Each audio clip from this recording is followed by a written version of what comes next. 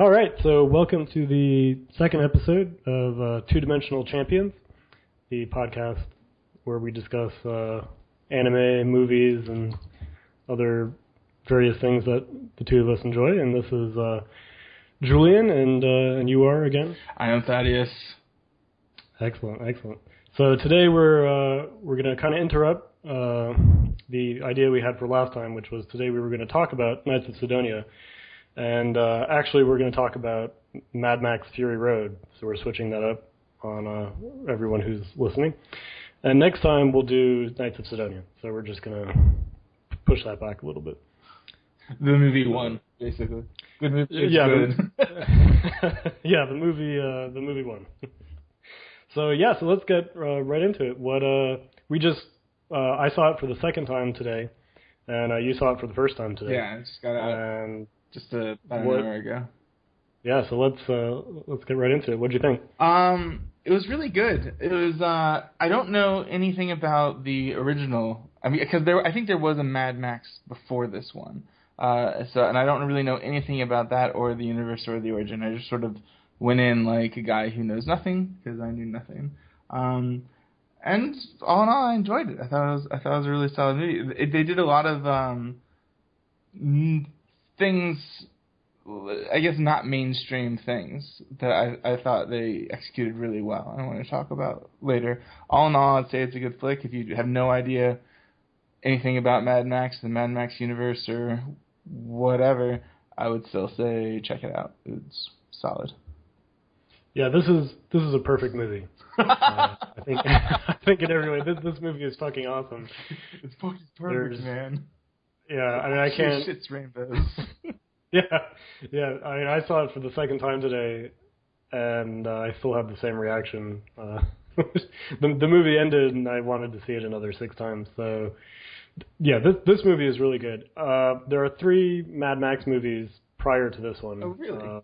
I like the yeah. one. So, yeah, actually, there's Mad Max. There's Mad Max: The Road Warrior that it was titled in. When it came to America, they called it The Road Warrior. And then there's Mad Max 3, which is Beyond Thunderdome.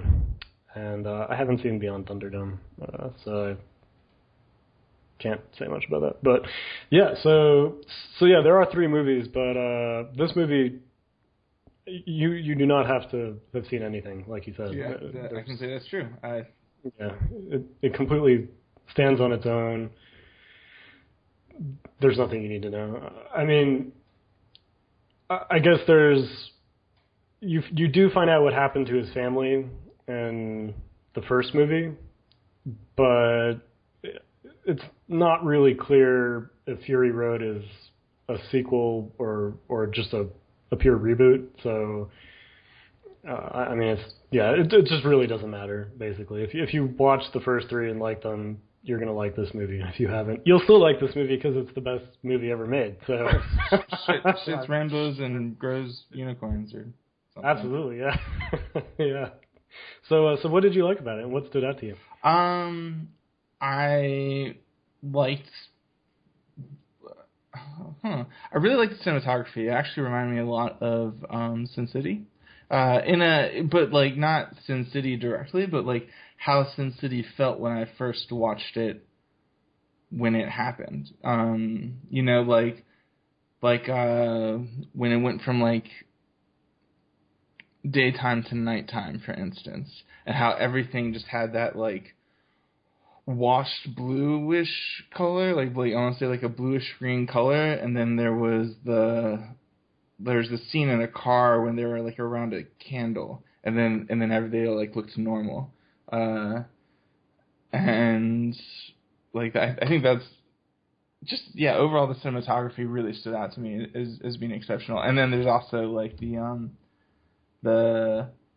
character, like the main sort of hero, I would almost say maybe even more than Mad Max, is the one-armed lady. Yeah, Furiosa. Yeah, like that, and that was really cool. I wasn't really sure how, like, I just wasn't really expecting that. I thought that was just sort of like, it proved that to me, it really presented everyone the fact that the world is hard, and if you're gonna survive, like, in this world, you're going to have to either become tough or die. And that was that embodiment, like that character. It's like no one trusted anyone for a really long time, and yeah, it was just really hardcore, and it stuck with that, Yeah, I thought Furiosa's story was really, really strong. Yeah, that was.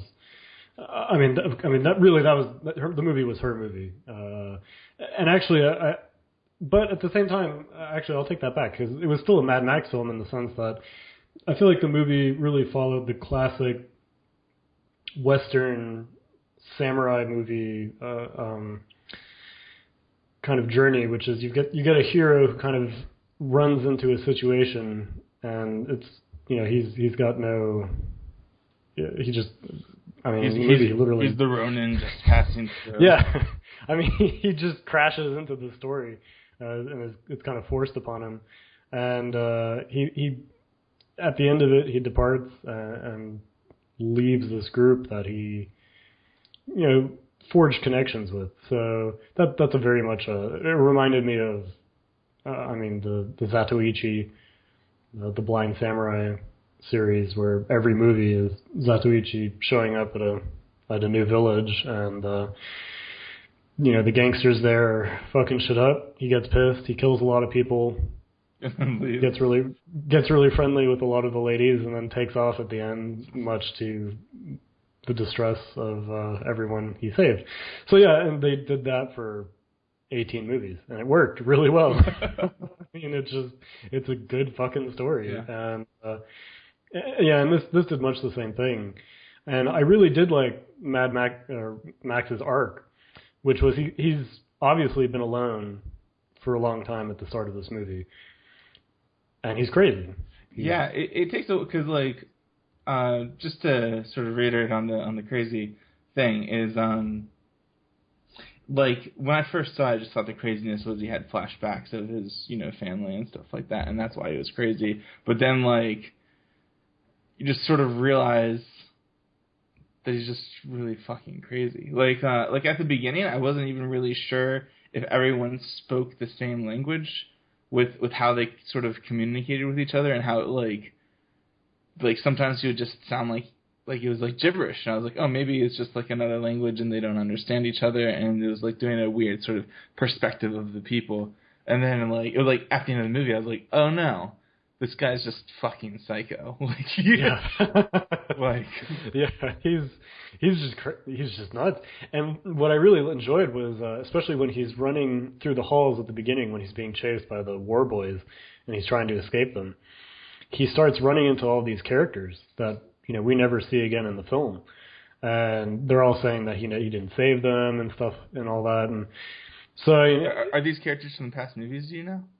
I didn't recognize them. I mean, at the same time, I'm not an expert on the previous three movies. I should actually probably rewatch them. Right. It's been a while. So I didn't recognize any of them. And I mean, I figured the girl was his daughter. But apart from that, I mean, I thought it was just really interesting how you just really, in the first 5 minutes of the film, this guy's been through some shit. Right. The one thing he liked, which is his car, has been taken away from him. And I mean, like his whole thing, as the movie starts, is just to survive, just pure, just putting one foot in front of the other. And I guess I should say, Guts, I presume took a lot from Mad Max, but he just was Guts, Right. He lost everything, went through some really just atrocious shit, but he's still alive for some reason. He's still, like, something is pushing him forward, and I guess that kind of personifies itself in the form of the daughter, I guess, the girl, who keeps kind of urging him forward, right, in a certain direction. Here's something that Oh, I think one of the reasons that I didn't think he was completely crazy was because when he spoke to himself, he spoke clearly. Yeah. But then when he spoke to other people, he was just like... Yeah. He spoke like... I mean, he spoke like someone who hadn't actually had a conversation with a person in years. And he's been talking to himself regularly. So he's cool with that. So, and he like... he might like say one word to them and then like mumble to himself audibly. Yeah. Yeah. And I really enjoyed that because he was really awkward with the other characters, and towards the very end he was starting to get more verbal, just a little bit, but not too much. Right. He still prefers just to be by himself, and I really like that arc because for such a fiery character, and also in a movie full of really brilliant characters, he had a very subtle arc, I felt like. I mean, and I like that his arc wasn't just that he killed somebody at the end and it made him feel better. He didn't even. I don't even think he killed the bad guy. No, he didn't. He didn't. I mean, he really was. He facilitated killing. He was the passenger in the what would you say, Furious or whatever, Furiosus or yeah, Furious. I mean, he was basically DPS. But, right, exactly. I mean, he was DPS, but also I mean, his main thing there was just to save Furiosa, because he saves her at the end by getting her to breathe again and giving her his blood. Which you realize is like, I think it's like, it was either O positive or O negative based off of the tattoo that was on his back, so he could give blood to, that's universal donor, right? Universal donor, yeah, that was a great catch. Yeah, and I like that they tattooed the information on him. It's like, because he's a sack of blood to them. So it's like, yeah, it's like putting nutrition. We're gonna put this is where you're O positive. Okay, you get IL-2, and then that was pretty good. But I have a question for you about the beginning scene, and I'm not sure if this is true, but I think that it was played like him sort of being chased by those boys or whatever. At double speed. Yep. Yeah, the film was sped up quite a bit. Yeah, like at that scene, which was like, I just thought that was, and then so oftentimes I think something that was really great about cinematography that I was mentioning before is that they play with the actual speed of the frames for how they want the audience to feel during certain times. Like during a battle, they'll like go from fast to slow to normal to fast, and then like normal, and it seems like they would play around it, and it was really subtle and hard to catch. But after with the escape scene, I was like, I'm really anxious. I was like, because they're moving too fucking fast, this isn't that this, and I was like, oh, I see. Yeah, I mean it's frenetic. I mean it just moves at a breakneck pace, and you really feel the panic that he's experiencing, and the opening just completely sucks you in. Something that I've noticed with a lot of films, when they try to have that sort of frantic, pacing feel, they'll do with like lots of scene flashes and stuff like that, and I find that really frustrating because I never have any idea what's going on. Like I'm like, where's this hand coming from? Who's attacking who?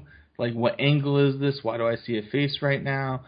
Like, but with having everything and then speeding it up, it allows you to really follow everything that's going on, even though it's faster. Yeah, everything was so clear. I mean, all the actions were your eye could track them, and there was a lot going on. Yeah, there was an incredible amount going on, and yeah, I mean, I think that's part of that is the colors. I think they chose a really nice color template for the film. You were just really, you felt in the world, but you weren't bombarded with a lot of distraction. It was very clear, very stark, and the camera work was just phenomenal.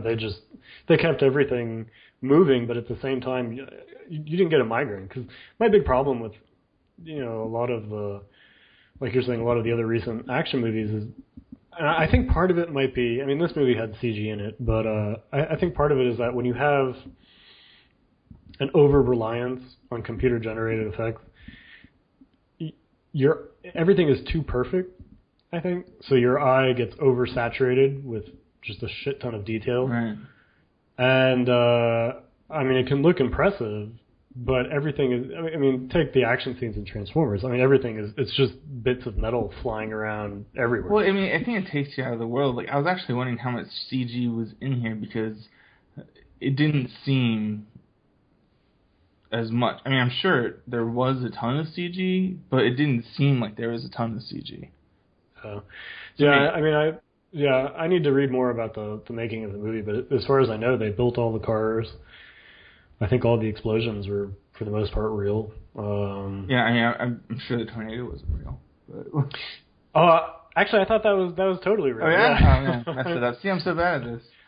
I'm pretty sure that's a typical, weather pattern in the Midwest. Exactly. Coming soon to a California near you. Yeah, really. Yeah, it's like if you thought the drought was bad, right? This is where it all. This is the drought was the foreshadowing of. Yeah. And I think that really helped. Is you just had a lot of real effects. So I think I don't know. I mean, I think my eyes were able to just keep track of stuff. Yeah. A bit more, which was a nice relief than the usual action flick. Yeah. But yeah, so Furiosa, I mean, she's the other half of the film, or 3/4. 3/4, yeah. And yeah, I mean, I think this is basically the best role. This is my favorite role I've seen Charlize Theron in a movie do. And that she sold me on that. What else has she been in? She's been in a ton of stuff. The only thing that's popping up right now for me in my brain is Prometheus, purely because of my hatred for the film. But yeah, so I'm actually doing a disservice to her. I don't actually I can't remember the list of movies she's been in. She's been in a lot though, and yeah, if you want to look it up or something. But yeah, and she was just great. She played really well off of Tom Hardy as Max too. I think both of them worked really well together. I'm trying to, because a lot of these guys, it's like they looked ridiculously familiar, but I couldn't place them. Which I think is sort of like the acting's done well when you're like, God, I think I know that, but I don't know. Yeah. Yeah. Yeah, it says that she was in Prometheus. Yeah. Yeah, this is one thing that's really jumping out at me. But she looks really familiar. I don't know. She's the actress in Arrested Development. But whatever. Yeah, and actually, just a quick little look at the cast. The guy who played Immortan Joe, he was actually the bad guy. He played the bad guy in the first Mad Max movie. Oh, really? Yeah, I did not know that. I just hit the cast list really quick. So that's interesting. God, that guy was creepy. That guy was super creepy. Yeah. Well, so what are some of the scenes that what are some scenes that stood out to you, or that you really liked, that you thought were really well done? Coming out of it the second time, I really enjoyed the scene where she finds out about that the green land, or their green. It doesn't exist anymore. It was the marsh. The marsh they thought with the people walking on stilts or whatever. Yeah, and that was crazy. I mean, that was creepy. That was creepy as shit. But watching it a second time, that scene really stood out. I just think that really. I mean, her character kind of accomplished what she had been trying to do for years, and to kind of see her dream explode like that. I mean, I think she carried that moment really well without having a bunch of dialogue to tell you how she was feeling. Well, and it was just I think the dialogue overall in the movie was very limited. Yeah. But you pay attention. It's like what are you doing this for? It's like, I'm doing this for hope. It's just that's it. That's all, Yeah, I mean, the movie tells you everything you need to know visually, so it kind of, I feel like the dialogue is just there to accent certain details to make sure you got them.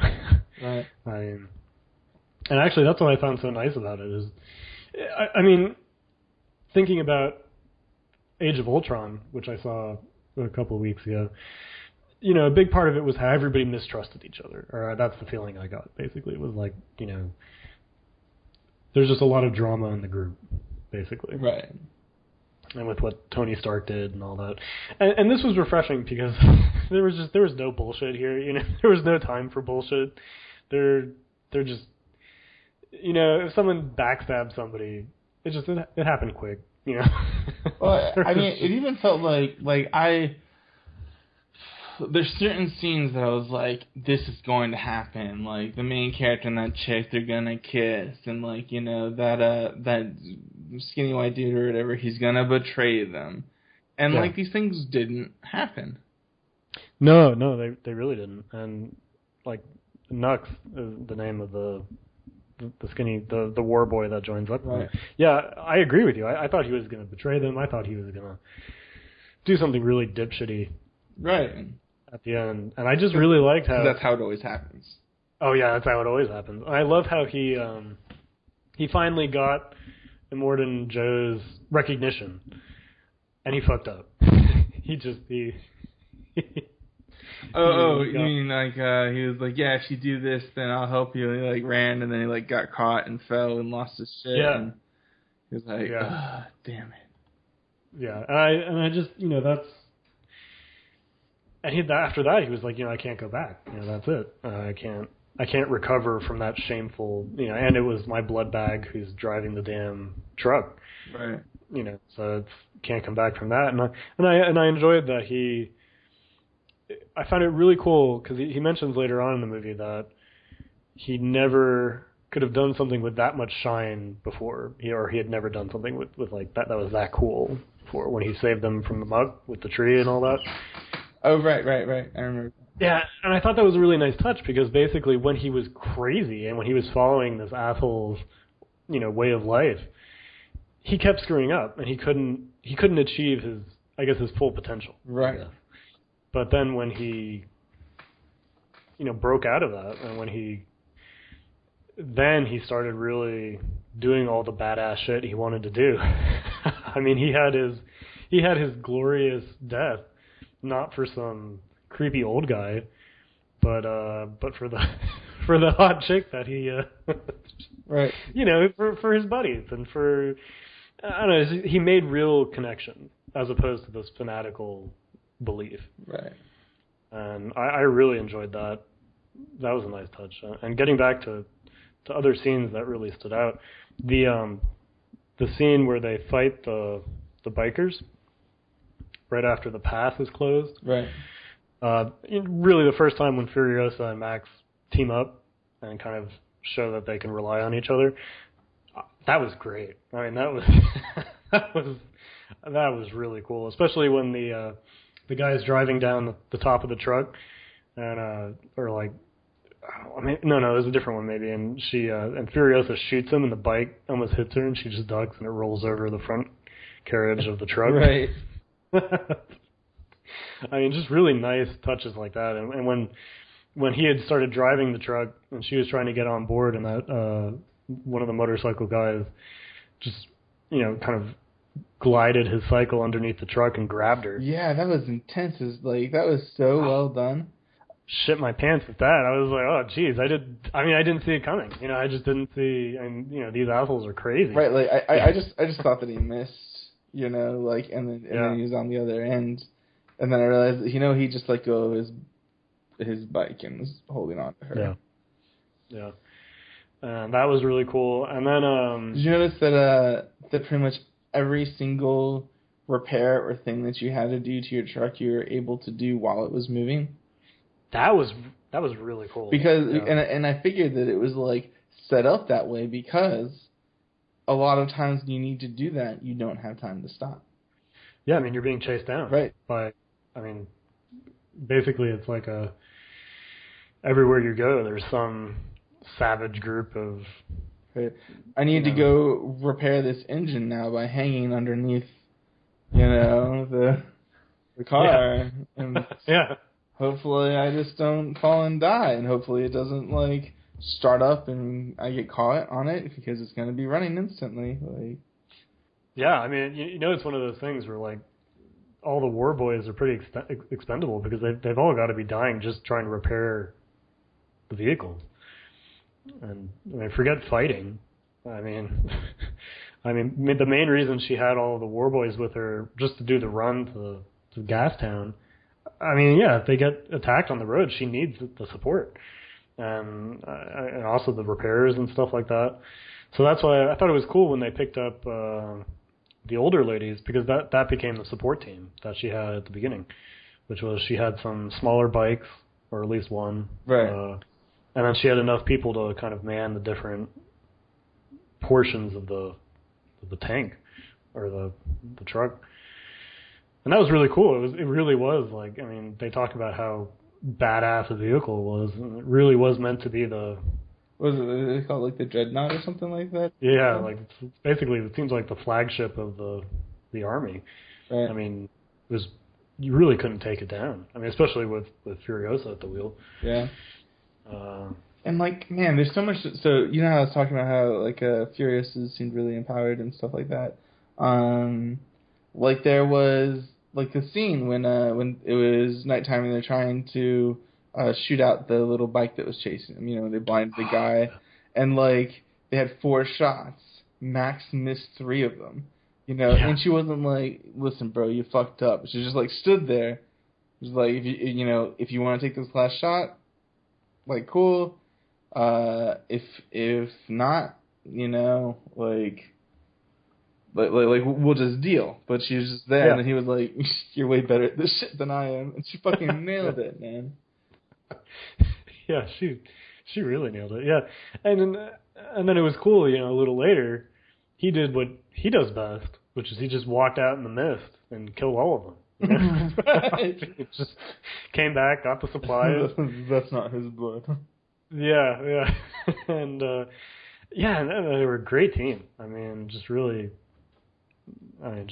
great team. And yes, and then the last scene that really, I guess, my top 3 was the final battle, the last struggle, and kind of culminating with Immortan Joe's awesome death scene, just where she grabs his face with her mechanical arm and then like throws the piping or something. Something got caught on something. I know that she did not have her arm after that scene, but like something got caught in like underneath the tire, and that just like ripped his face off.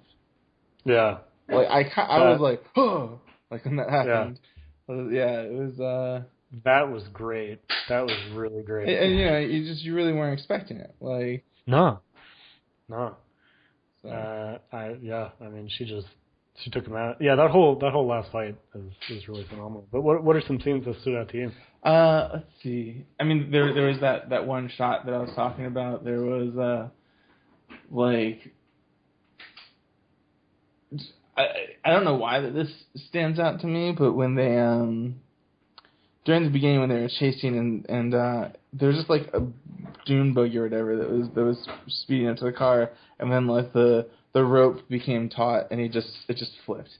It went from going really fast to actually just not moving at all. And then the way that they did that I thought was really well. Just I think that a lot of the cinematography bits were I just thought were really, really, really well done.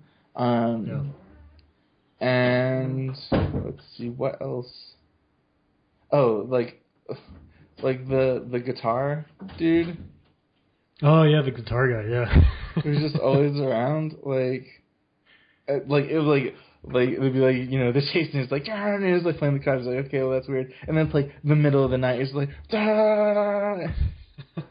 Yeah, he's the only time he's stopped is when he's kind of taking a nap when they're not sure where to go next, basically. Right. Yeah, and that was great. And then he's like, "Oh, okay, back in the saddle, I guess." Back to playing the music. And from what I understand, the guitar is for real. You could actually play it, and it actually does spit fire. Nice. Yeah, as far as I know. Yeah. Something that I didn't like. Did you see it 3D or not 3D?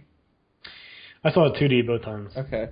There were some scenes where I felt like it took you out of, you know how we were talking about how good with the limited CG graphics and stuff like that really kept you in the moment. But then there were some scenes where it was like them trying to do that special 3D effect took me out of the moment. You know, like, and now here's the guitar. Oh, it's flying right towards at you. Wow. But it wasn't, you know, if it was 2D, like if it was normally 2D, it would be in a flash. You know, but they paused it. Yeah. So it's like, oh, it's closer to my face now. Like, you know. Yeah, I think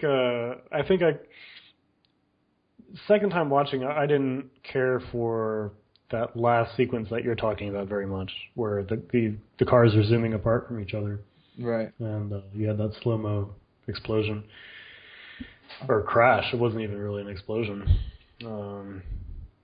Yeah, I felt that could have been a little more... It was the only thing that didn't seem tactful about the whole...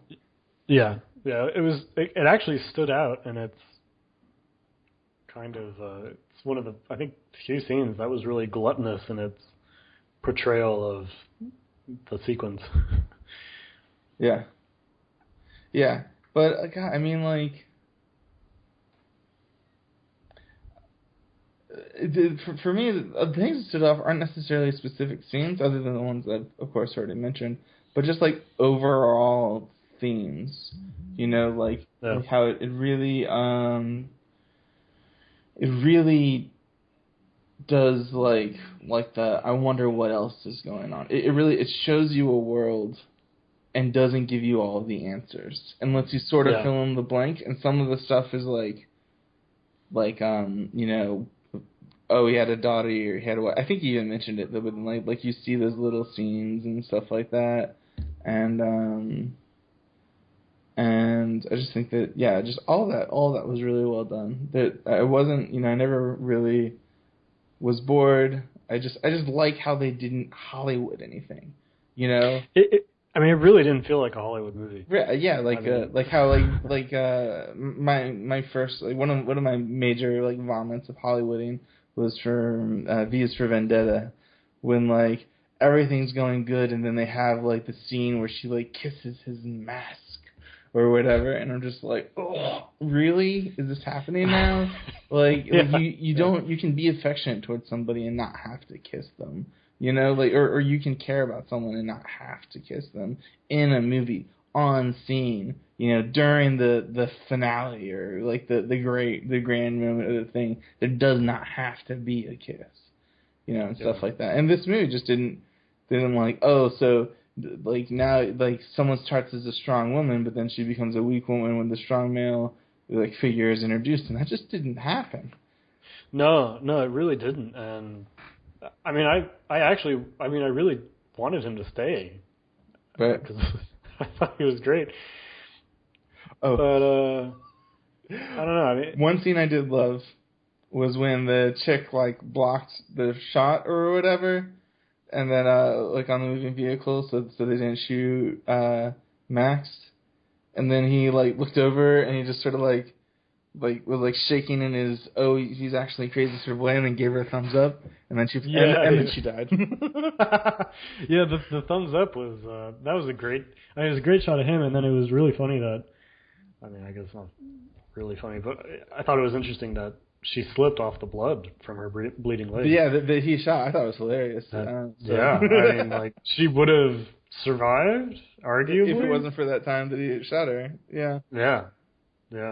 But, you know, I mean, it's just it was a hard world out there. It is, and I thought it was really cool that they didn't stop.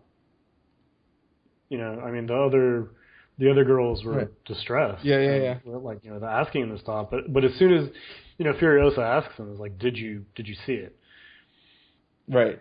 Did and she die? She believes him. I mean, she's, you know, I don't know. I felt that was really, again, one of those non-Hollywood moments, you know, of like, I mean, you would never see that superhero movie. I mean, Yeah. that's just not gonna happen. I mean, especially since she was pregnant. I mean, it was like Right, and the baby then did not die, or did not live, rather. It just died. Yeah. Also, And actually, a whole family tree, incest, right? Is that what was happening? Like all of the Immortus or whatever, all of those people. I think it was all like incestuous. yeah. I mean, I think that's definitely one way to look at it. I mean, it was kind of hard to say if it was that or if he was just like kidnapping these women, on raids and stuff. So I don't know if all the women were. I don't think they were all related. But I mean, it's one of those things that I mean, it's a detail that's left up to the imagination. I think, unless there is something that I'm just forgetting or missing. Right. But yeah, I thought that was really interesting. That whole plot was really interesting, and I also, the second time around, I really noticed when Joe tells the doctor, the organic mechanic, to pull out the baby because it's his property and all that, and he makes the interesting remark, like, in maybe a month more it would have been a viable human. That scene really stood out to me.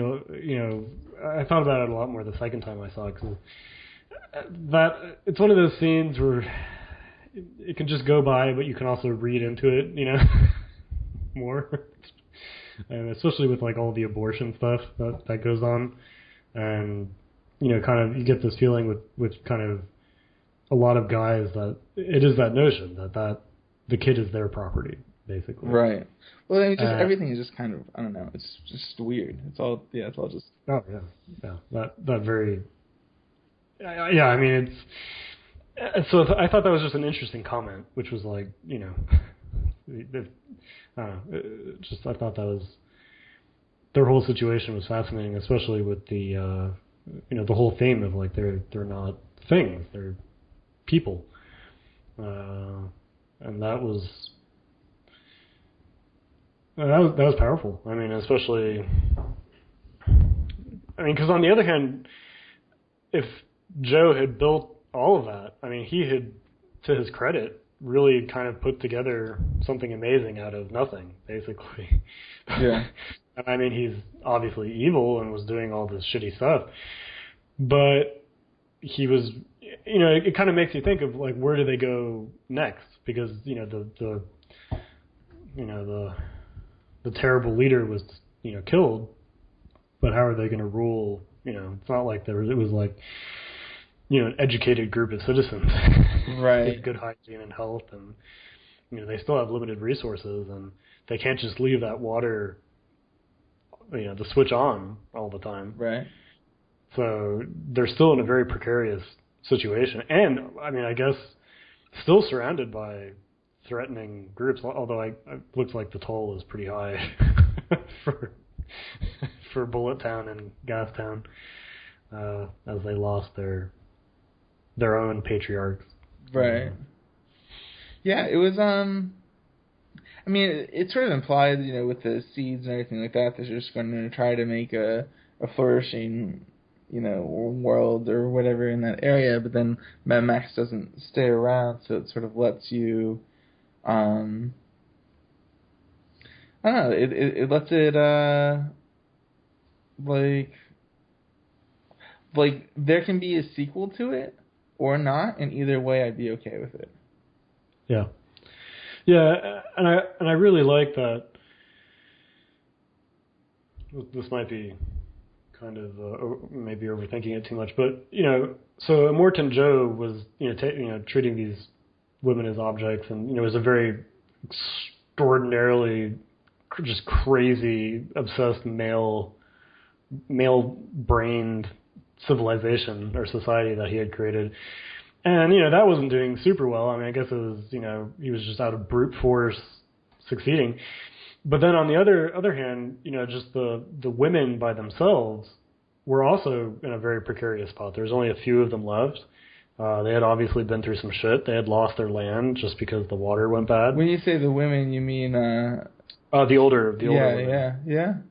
Or the many mothers or whatnot. Yeah. So what I really enjoyed was the salvation, or I guess the retribution really came from the men and women working together. They needed each other. It wasn't something that was going to succeed by demoting or erasing the other gender. Right. I thought that was really cool, which was they had to work together, and that's how good things happen.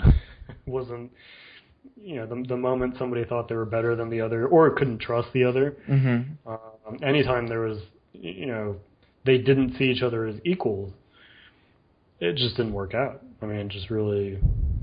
Yeah.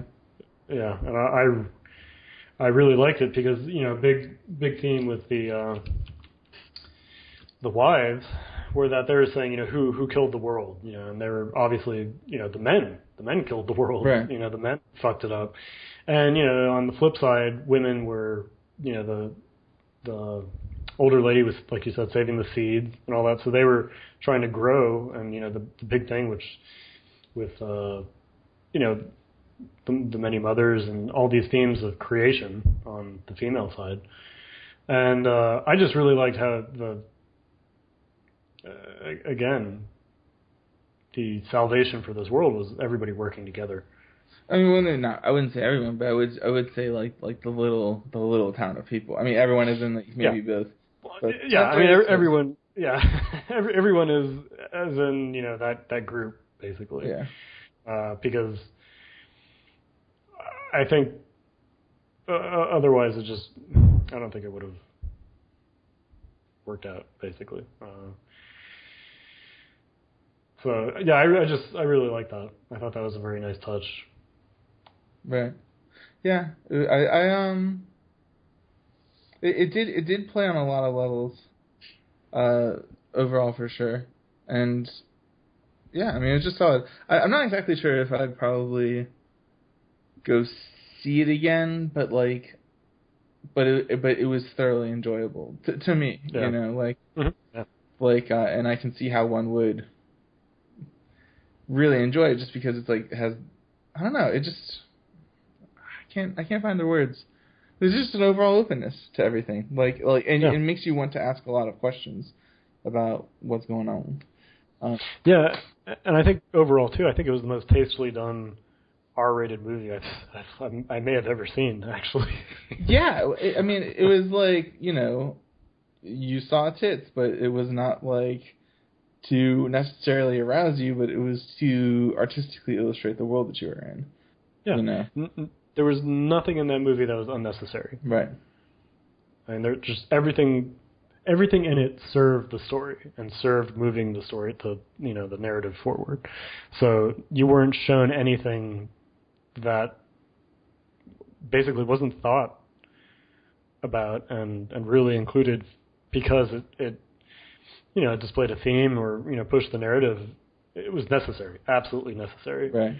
I mean, I really feel like there wasn't a single cut in that movie that I would have, when I was watching it, I felt like, I could have done without that, right, or been like, we didn't need that explosion, Except for that freaking guitar that's suspended in front of you. Yeah, I mean that scene, yeah. they could have. I could have done with that scene just being. Also, I think because everything was so fast, it was strange to suddenly have the slow mo. Well, I mean, they were playing with the speed of things, but it was just weird that they played with the speed of that thing, and then you're like, oh, this is why. Yeah, it definitely reminded me of way back when I saw the first Captain America movie, and I saw that in 3D. Everything was 2D except for this one slow motion scene where the captain threw his shield at the camera. Of course. And that was it. I was like, that's the one scene that earned its 3D. It felt like that. Totally unnecessary. Yeah. I mean, it's cool to see the guitar, but yeah. Is there anyone that you wouldn't recommend, that you wouldn't recommend this film for? Yeah, I mean, some people. I mean, visually, it was very powerful, and there's some really just not necessarily violence or sex, but there's just images in it that are very potent. That I think mileage with.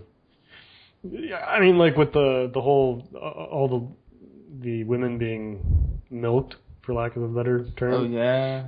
I can see some people having an issue with that. Just because it's disturbing. I mean, it's a very uncomfortable scene, and really just the implications of that, and so, and then again, like, it is very frenetic, it's very tense, and it is still very violent, even though it's, I think, very tastefully done. So I think anybody, I'm not sure who specifically I know I wouldn't recommend this. Maybe my grandma. Right. That's just because she doesn't hear very well, so she might get aggravated with all the noises. Right, for sure.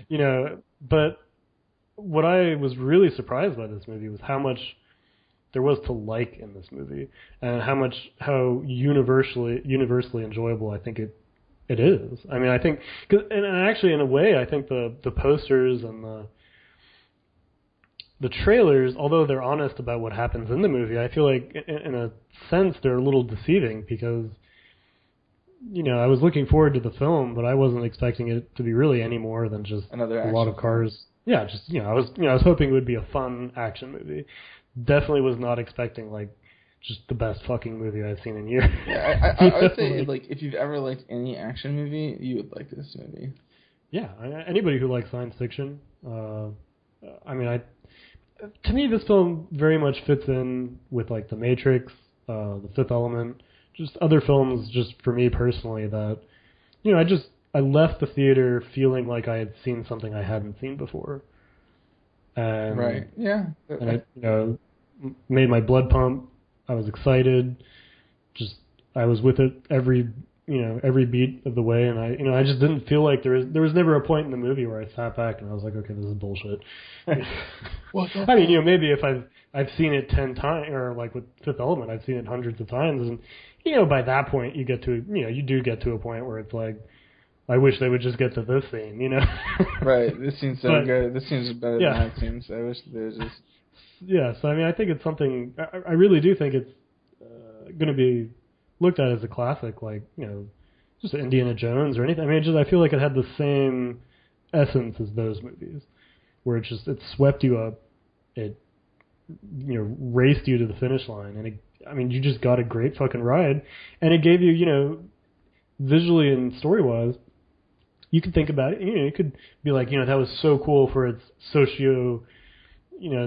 its social implications, and there's some interesting takes on spirituality and stuff. I guess you could, but also if you don't want to read into it any more than just like, sweet, that was awesome. You can do that, and I think to me that's sort of like the perfect form of addressing those things. Of addressing those things, which is. It's almost, strangely enough, it's sensitive in how it touched on those subjects, because it realized these are powerful subjects, and if it's not portrayed right, people are going to. I don't know. I feel like the director stayed very neutral about things in an interesting way. Well, I almost feel like if you don't see it, like then that's the issue. It's sort of like no longer. Like, if you see someone who, like a homosexual couple or something like that, it's almost like shouldn't be like, oh, well, good job, there's a homosexual couple here. But it's like, well, of course. It's like, oh, wow, this woman figure's really strong. It's like, well, of course. Because, do you understand what I'm saying? Keep talking more about it. Okay, well, it's like it's the fact that our society, I mean, this is getting a little proof, but I think that our society viewing that women are weaker than men, that guys can't like guys, girls can't like girls, like these sort of these things that are generally avoided in cinema, but are really common in real life. They were just addressed as though they were real life. Yeah. Yeah, I see where you're getting at. Yeah, I mean, I feel like, actually, after hearing what you just said, let me backtrack a little bit on what I said before. I don't feel like the director was neutral. I feel like it was like just the facts. Right. Yeah. No, he didn't have a slant that was just like, pick your gender, they suck, Right. I mean, it was just, I feel like he just presented the facts based on, like you're saying, stuff that happens in real life. I mean, the Immortan Joe is, of course, really scary, and his group is, seems really ridiculous. But come on, how repeated in history is the grand old general convincing, a bunch of really susceptible, testosterone fueled younger guys into doing crazy shit. Right. Exactly. for glory or for whatever, Valhalla. Of course, for Valhalla. Yeah. I mean, and of course, Mr. Joe is not going to do all the dirty work himself, but he's certainly going to encourage, everybody to jump into the fire before him. Right. And that happens all the time. I mean, that situation is replicated on just every scale. I mean, it's in business. I mean, it's in religion. I mean, politics. You name it. I mean, it's there. And I mean, and like you're saying too, with the depiction of women. Yeah, I mean, these are just things that occur in our society. I mean, you've got guys who decide that women can't make decisions for themselves, especially when it comes to like children and stuff like that. That it's beyond, they're just, it's too important for just them to be in charge of, you know what I mean? Yeah. It's just like, a lot of these, ridiculous notions that keep repeating, and I think it just comes from, the whole thing. I mean, we're monkeys, and we're moving forward, but at the same time, we're trying to break through these really bad old habits that we've had for thousands of years, and I mean, there are certain biological truths. I mean, like, guys are I mean, well, for example, Immortan Joe's, I guess, MVP son, who had the flamethrower and who was, just was impossible to kill. That dude was a beast, Yeah, but he was like, a little slow upstairs. But he was stupid. I mean, he was stupid as hell. And so, again, it's these things where, you've got these differences between people, but nobody's perfect. Right. And, it's just, society, especially in societies where it's like, this almost primordial situation, it is really hard to not just revert back to these kind of cave dweller philosophies. So yeah, I mean, I think you've got a great point there, which is, the director really just, took his fuel, so to speak, from real life and just put it on the screen and kind of lets you carry it where you will. Yeah. It's a good flick. I would recommend going to see it. Yeah, and who wouldn't you recommend it to, actually? That was a very interesting question. I think just people who are overly sensitive about stuff, really, or just don't like sci-fi world. There's some people who just like don't like. That's true. But really, for the most part, I can't think of anyone who would have even considered to see it not enjoying it. Yeah. And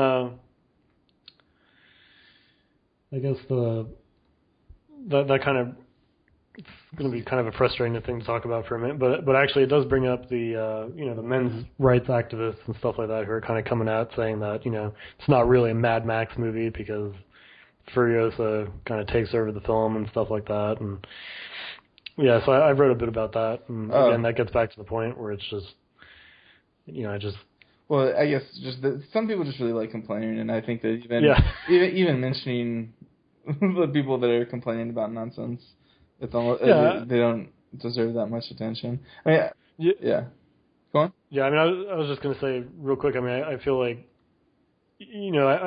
stuff I've read online about people talking about the movie, whether it's from a feminist perspective or one of these men's rights people, I feel like it's kind of one of these things where they're just pushing a political agenda, and if a movie doesn't perfectly align with what they think is good for their political interests, then it's a shitty film. Yeah, that's bullshit.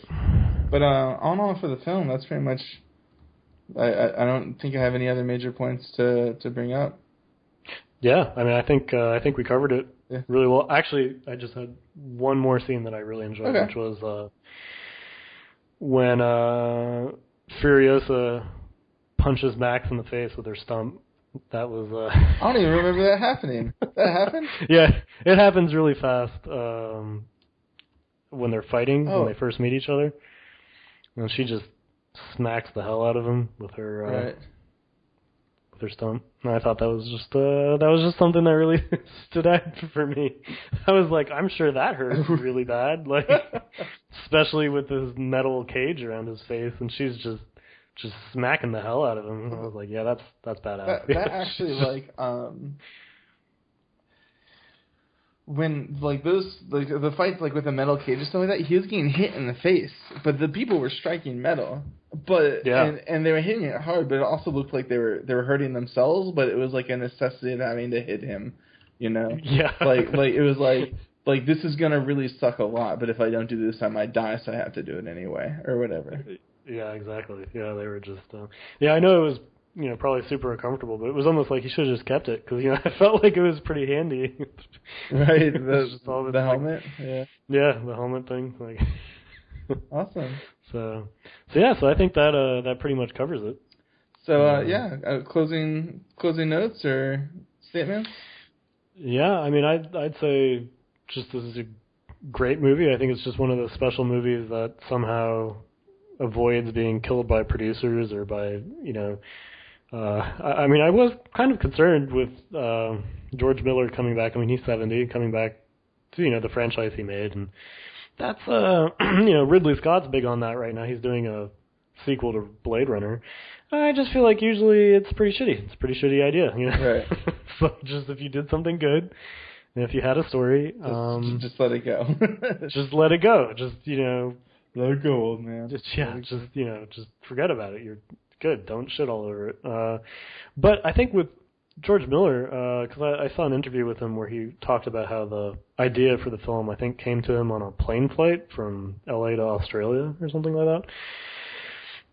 And so that kind of made me think. It was like, this is really cool. I mean, this is one of those movies where he got the idea, he got a good story, and he built the movie around that. Yeah. I think that's good. So, people, whoever may be listening, so next week our plan is to actually do Knights of Sidonia. I don't think there's any other movies that are particularly exciting that might distract us coming out. No, yeah, I'd say not. I mean, we'll talk about Jurassic World, maybe. I wasn't really planning on seeing it. I might see it. Yeah, I mean, I'm gonna. I don't know. We'll see. Maybe we'll try if to